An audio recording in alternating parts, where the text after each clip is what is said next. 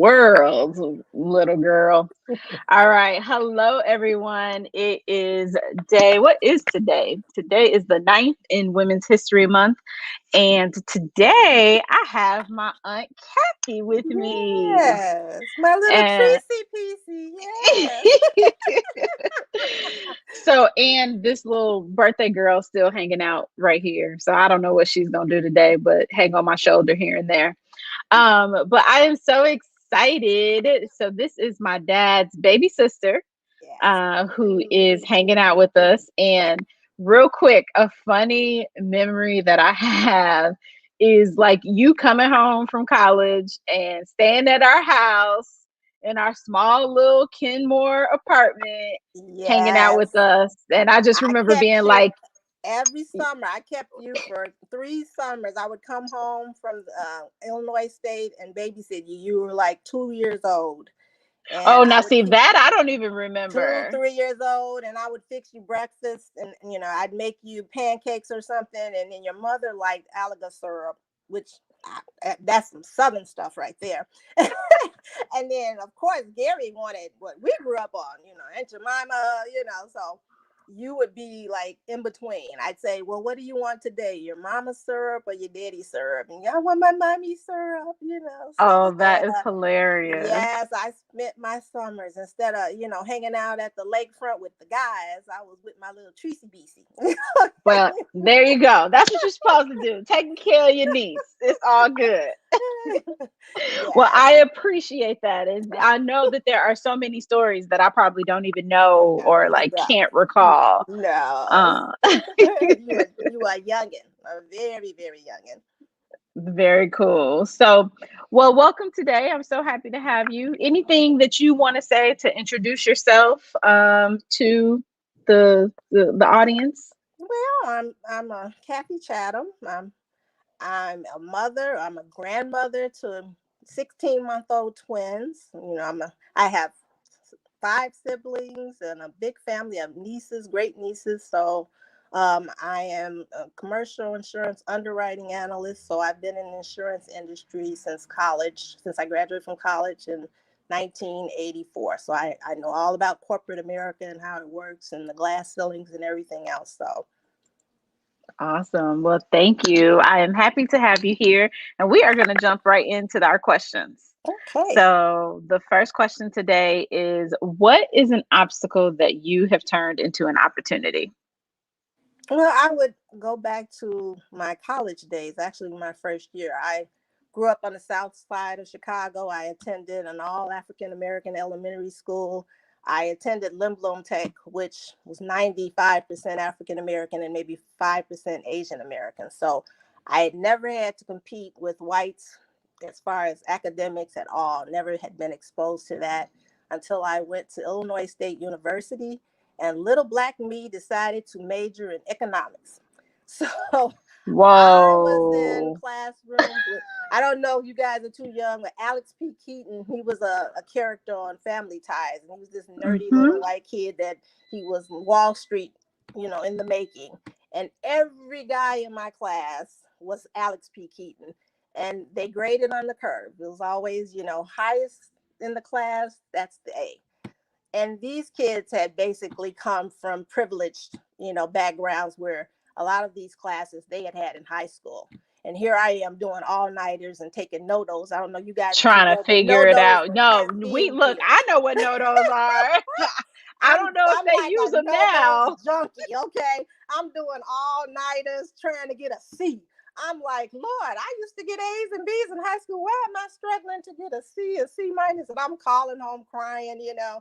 So Oh. I learned at that point in my life that I may not be the smartest at the table, but I'm going to be the hardest worker. So Mm, that obstacle taught me to thrive and survive, throughout my career. I that's a know that, message. I know I may not be the smartest and I'm not the most privileged, obviously, as an African American woman. Hmm. So I've got to work harder. I got to work twice as hard. I've got to, learn more. I've got to learn quicker. I've got to be Hmm. faster. So it just prepared me, I guess, for life. And essentially, basically, it taught me that even as a Black woman, I'm always going to have to work twice as hard to just be on the playing field. So it prepared me for my life, for my career, for my entire mindset. It just taught me the realities of America and Yeah. corporate and business, and how it works, and it's what I need to do, to be successful. So I turned it into Wow. the opportunity of preparation, for life. Wow. I never knew that. That is so cool. Yes. I'm learning new information Yes. about these people that are in my life, all my life. And that's really exciting. So thank you for that because majoring in economics, and especially if you've been in schools with predominantly Black populations, and Yes. then you go to this new environment at Illinois State, you're like, what? Wait, what? What's Yes. happening? Yes, and the Yeah. mind blower, I think my very first class, the first semester, I had earth science. And I'm not a science person to begin with. I can get through the biology and the chemistry or whatever, but science is not my forte. Yeah. So getting there and getting my first test, and these people are like, well, I had this my junior year in high school, And I'm you like, ready to smack I'm them. like, You what ready is to a like, cumulonimbus cloud? So I'm like, mommy. Like, so it was a reality check. And like again, I went to one of the top CPS. I was the Lim Bloom Eagle. I'm thinking, oh Lord, don't be throwing around your Limb yes, Bloom Eagle Eagle. Listen, swoop, because I'm gonna have these Limb Bloom folks on my swoop, timeline. swoop, swoop, swoop. I'm thinking, hey, we can kick doors now. We don't have any problems here. And I'm like, oh, I guess this little Naperville person can out, So I was like, wow, So Hmm. it was an eye opener. I just thought, this is how it works, So Okay. in a way, it was a blessing. It just taught me at a young age that I had to bring my A game all the time. Yep. Absolutely. Absolutely. So that's powerful. Thank you for that. So in thinking about that, with the next question, and we actually the person I interviewed yesterday actually talked about she didn't know if she was intentional about this, and maybe you have the same answer or maybe it's different. But how are you intentional about being resilient? Because what I hear in that college story is that you definitely had to be resilient. And I'm totally intentional. Your cousin Ashley would tell you. I don't buy into depression. I give myself 24 hours to feel some kind of way. I mean, Whoa, that's the second time we've heard that on these yes, I interviews. don't have time to waste. I don't know how long the Lord is going to bless me to be on this earth. I can't waste 2 months, wallowing in self pity. I just don't believe in I that. love it. I give myself a 24-hour period because we all go through life. If anyone has ever said life was easy, they are lying, because life can be cruel, life can be hard, life can be Yep. a lot. So you always have to give yourself permission to feel bad and to cry and to just get over whatever hurt you're feeling at that moment. And you have to give yourself permission to feel it all. If you need to stay in bed all day, if you need to cry, if you need to have a glass of wine, if you need to have 2 bottles of wine, if you need to go get a Not massage, too much. I do it all. If I need to book a trip, whatever, Yeah. I have to make, love on me and get myself Hmm. whole again. I give myself permission to feel that pain and to feel that anguish, or to just feel overwhelmed, because we Yeah. as women, sometimes we think we're super women and that we can do everything and we can do it all well. And Yeah. sometimes you just have, as a woman, you have to give yourself permission to just have a me moment and just say, okay, I'm breaking down a little bit and I have to chill and knock the world out and not answer my phone. And I just have to love on me today. But I Yep. don't believe in depression. I don't believe in self pity. I don't believe in wallowing oh, poor me. Because when you think you have it bad, there are thousands Somebody and has it thousands of worse. people that have it worse that would love your problems. And I used to always tell Ashley that, my daughter, I used to tell her, she would get into the poor me, in college. I'm just have so much. And I said, listen, you don't have time to be depressed. You don't have time to be feeling sorry for yourself. You better brush it off and get to popping. You got to keep it moving and figure out what is the answer to this, how I'm going to clean this mess off. And if you can't do it, you take it as far as you can and then you turn it over to the Lord. That's all you can do. You take Mm-hmm. it as far as you can from a personal perspective. And when you've done all, like the song, when you've done all you can, you just stand. Yes. But I don't believe in wasting time. I believe every moment is precious that we have, every moment. And so I'm not throwing away any of my life, you know, with this whole, oh my God, everything is just against me. No, no, no, Yeah. no.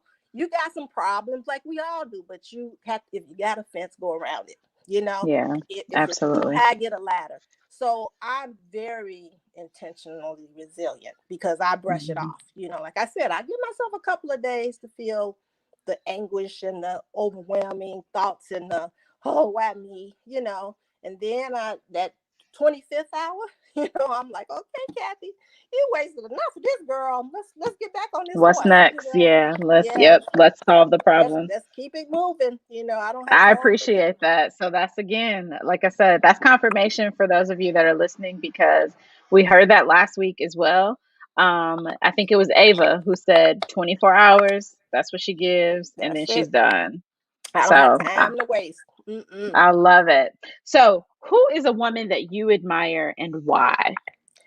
I thought long and hard about this one because from a personal, I have so many personal heroes, starting with my mother. I think all the things that my mother went through, as a child, as a teenager, as a widow, being pregnant and two small kids and her husband dying. And I think, a lot of the things that could break most people, she endured, and, she Mhm. stood tall and raised us. But, Can I she, stop? I'm going to stop you there for 1 second because you told me that story, after my father passed, and I had no idea that my grandmother was a widow with two small children until like 2 years ago, y'all. yes. And so I was just floored when my aunt told me that information because I was like, this is a part of my story that I don't even know. Like And I that wasn't I had even born.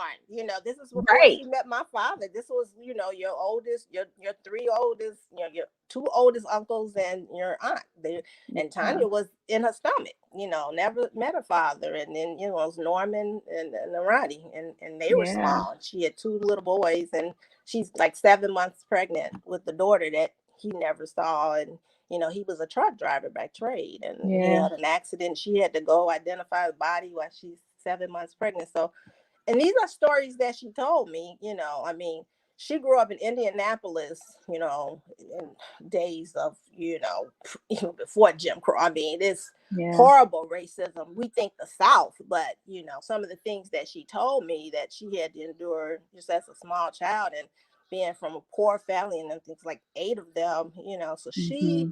she overcame. She was a humble woman. She didn't, go to college or anything, but she was just, tough. And Yeah. I think that's why I get it from. I mean, she endured so much, and she kept coming back. It would knock her down and she'd come back. So I'd say from a personal perspective, she is the person that I might, I have the whole Michelle Obamas and all of them, because I relate to her so much because I was a little Black girl during that time, on the Yep. South Side of Chicago, and to see the Yep. things that she accomplished in her life. But, from a personal perspective, it would have to be my mother. I love it. I love it.